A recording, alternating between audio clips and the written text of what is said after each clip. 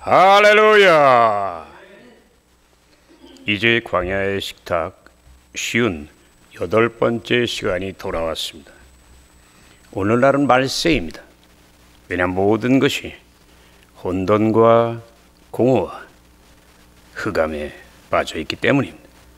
그러나 하나님의 자녀는 걱정할 필요가 없습니다. 왜냐하면 죽음에서 부활하신 예수님이 저와 여러분과 영원히 함께 계시기 때문인 줄로 믿습니다. 이제 오늘 함께 은혜 나누실 말씀 창세기 50장 24절에서 25절 우리 함께 찾으신 후에 한 목소리로 봉독하겠습니다. 하나님 말씀은 창세기 50장 24절 25절입니다. 읽겠습니다.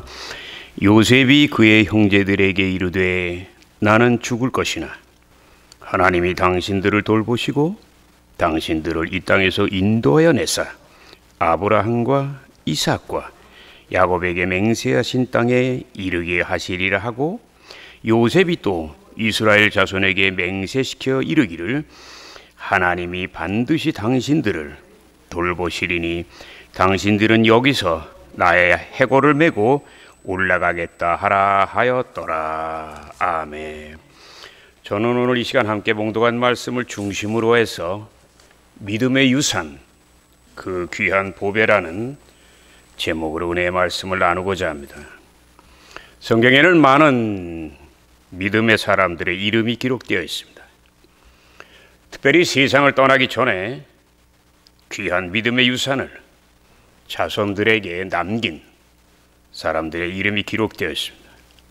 과연 그들은 누구이며 어떤 교훈을 물려준 것인지 이제 함께 살펴봄으로써 신앙적으로 큰 유익을 얻는 시간을 갖고자 합니다. 첫째, 요셉의 해골입니다.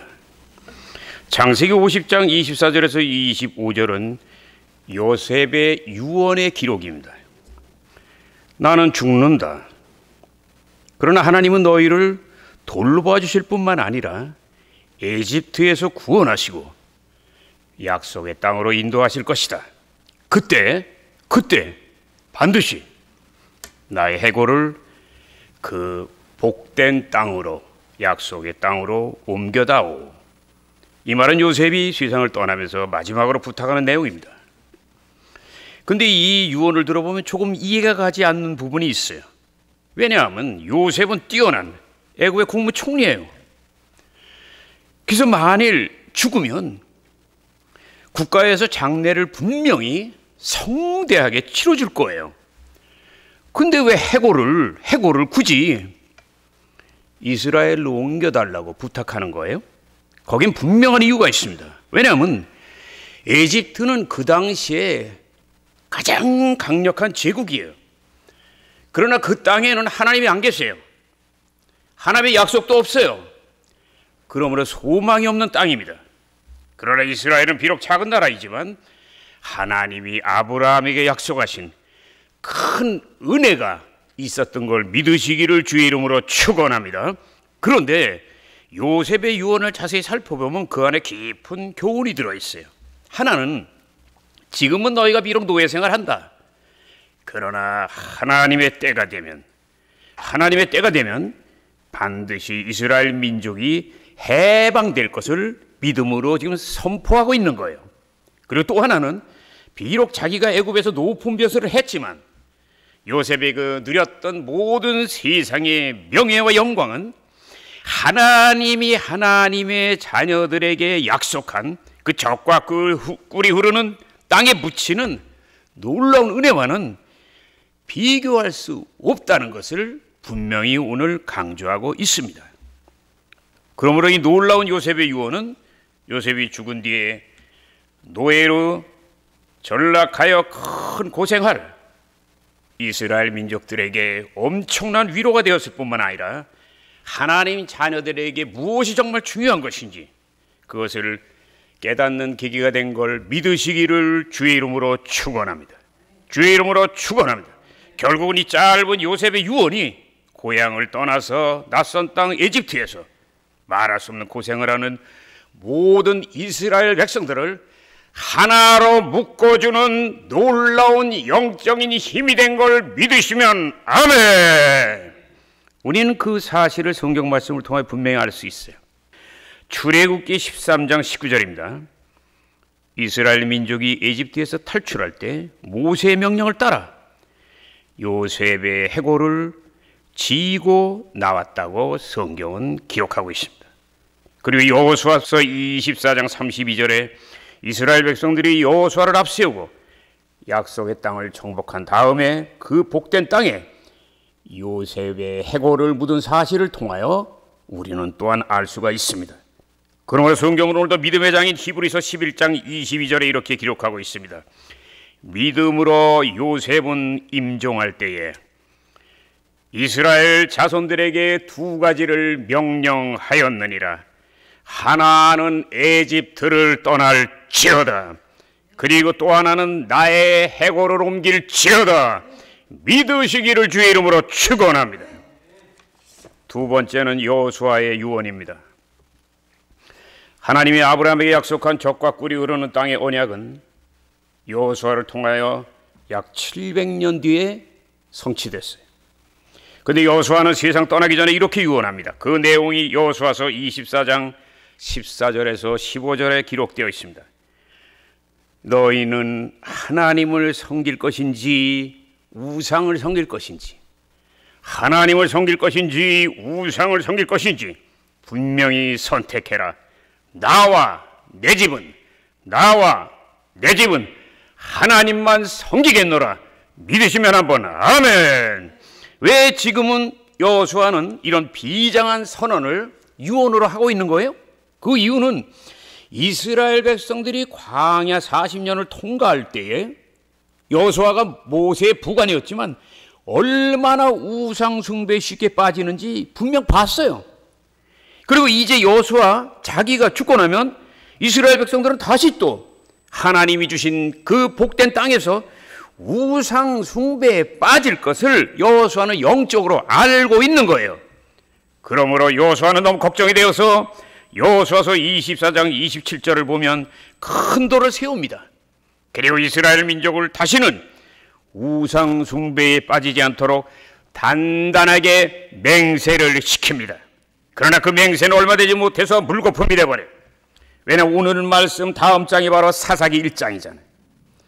그 말씀 내용을 보면 이스라엘 백성들이 하나님의 명령대로 그 땅에 살고 있는 가나안 7 족속들을 완전히 쫓아내질 않아요. 어느 정도 싸우다가 7년 전쟁하다 보니까 지쳐가지고 슬쩍 물러나면서 적당히 타협합니다. 그렇기 때문에 하나님이 복된 땅을 주셨지만 이스라엘 백성들은 그 원주민들이 섬기던 우상 숭배를 같이 섬기게 되고 우상 숭배에 깊이 빠짐으로 결국은 멸망의 길을 걷게 되는 겁니다. 우리는 그 사실을 사사기서 2장 10절을 통해 알 수 있잖아요. 여호수아 이후에 다음 세대 사람들은 하나님을 알지 못하였고 하나님이 이스라엘에게 행하신 모든 일들 곧 많은 사랑과 많은 은총과 많은 기적을 전혀 알지 못하였더라. 따라하세요.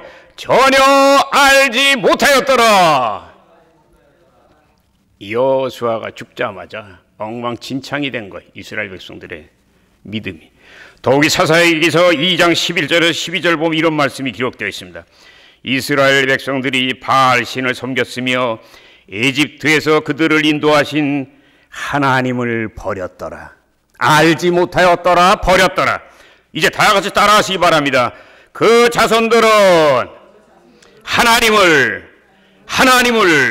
전혀 알지 못하였고 그 자손들은 하나님을 완전히 버렸더라.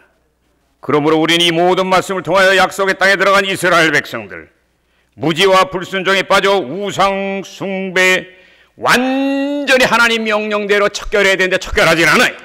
뿌리채 뽑질 않고 타협해버려요. 요새는 말하면 세상 줄을 끊지 않는 거야. 결국 자손들이 훗날 하나님의 징계를 받아 북이스라엘은 아수르에게, 남유다는 바벨론에게 멸망과 포로를 당합니다.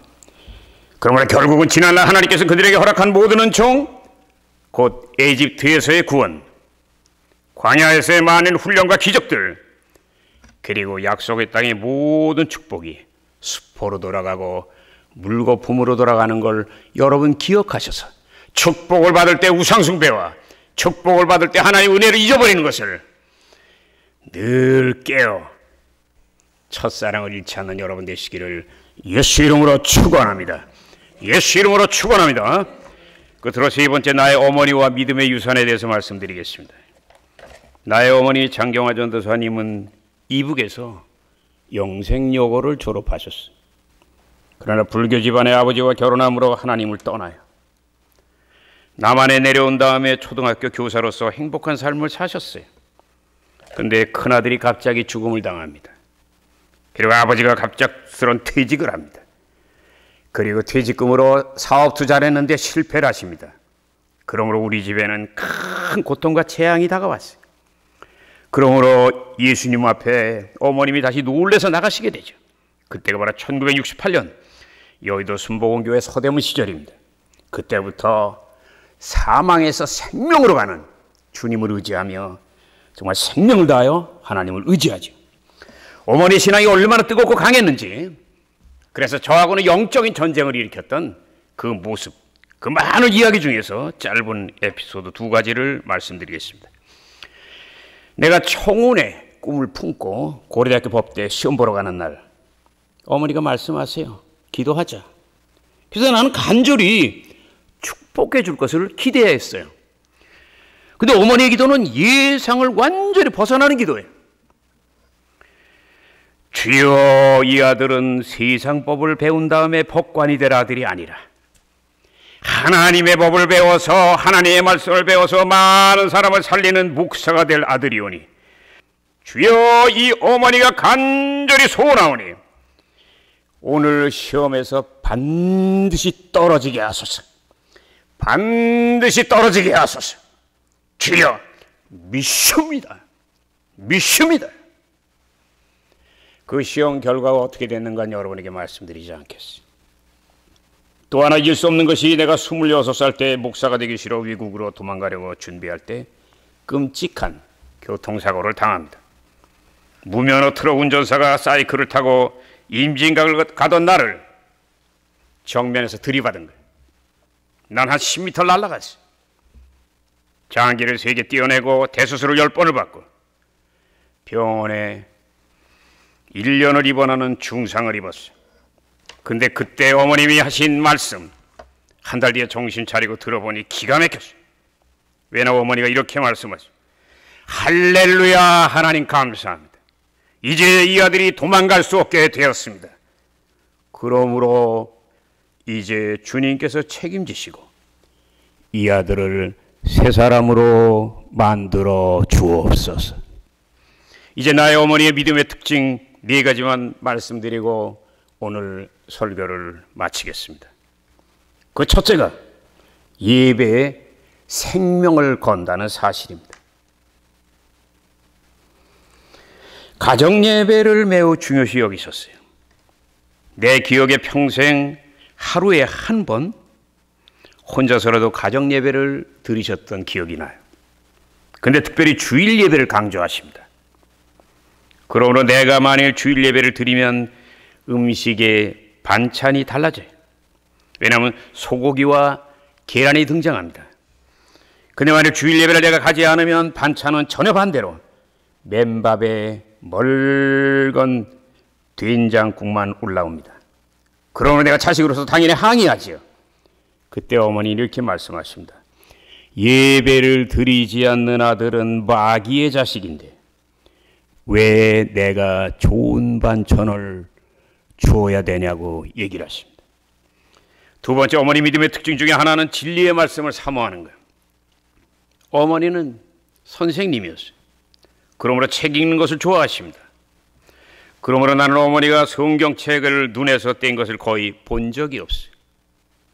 그러므로 여의도 순복음교회 교역자에서 은퇴하신 후에 어머니는 교회에 처음 오신 노인들을 믿음으로 양육하는 경로대학을 맡으신 다음에 갑절로 부흥시키시고 80세 은퇴하셔서 저와 함께 이 청주에서 교회를 개척하게 된 거예요. 그리고 어머니 믿음의 특징 중에 세 번째는 간절한 기도 생활입니다. 예수님을 영접하신 뒤에 40년 동안 오전 금식을 하셨어요. 그리고 문제가 생기면 작정 기도하십니다. 그래서 많은 기적이 일어나는 것을 우리 자녀들이 두 눈으로 봤어요. 근데 어머니의 기도 응답의 클라이막스는 바로 고집센 내가 목사가 된 거예요. 왜냐하면 이 일은 결코 인간의 힘으로 될 수 있는 일이 아니기 때문에 그렇습니다. 마지막으로 어머니의 믿음의 특징 중에 하나는 재물을 하나님께 드리는 것을 기뻐했어요. 오산리 기도원 건축이 1982년에 있었습니다. 그때 작정 헌금을 했는데 그때 어머님이 100만 원을 작정하셨어요. 그 당시 대학 등록금이 20만 원입니다. 그러면 요즘 돈으로는 한 2천만 원이 넘는 헌금을 작정하신 거예요. 근데 경제적으로 너무 어려우니까 헌금을 드리다가 잠시 중단하셨습니다. 그리고 몇 년 뒤 내가 궁금해서 헌금에 대해서 어머니에게 물어봤어요. 그때 어머님이 하신 말씀이 세월이 많이 지났는데도 지금도 잊혀지지 않습니다. 자네가 교통사고 난 뒤 받은 위로금의 일부로 남은 헌금 모두를 하나님께 드렸지비 잘한 것이 아니오. 아니 그렇매. 그 한경북도 사투리 나 지금도 잊혀지지 않습니다. 아들이 교통사고를 당하고 위로금을 받은 그 위로금에서 가장 먼저 하나님의 몫을 남은 것을 다 드리고 기뻐했던 그 어머니 믿음이 우리 자손들에게도 내려와서 그 눈물의 기도와 그 예배 중심의 삶과 그 간절한 기도 그리고 하나님의 말씀 사모하심 재물을 드림 이런 신앙교육으로 자손들 생에도 하나님의 은총이 넘친 것을 나는 오늘도 너무나 감사합니다. 사랑하는 여러분, 구약 성경에서 하나님이 강조하신 축복은 결코 땅의 재물이 아닙니다. 바로 자손들의 신앙과 번성입니다. 왜냐하면 이 일은 생명에 대한 것이기 때문입니다. 그러므로 여러분도 자손들에게 믿음의 유산을 물려주기 힘쓰므로 아브라함의 축복이 아브라함에게 끝나지 않고 이삭에게 이어지고 야곱에게 대물림되고 결국은 다윗의 영광과 존귀한 삶, 잔이 넘치는 은혜를 여러분과 여러분의 자손들도 모두 누리시기를 예수 이름으로 축원합니다. 예수 이름으로 축원합니다.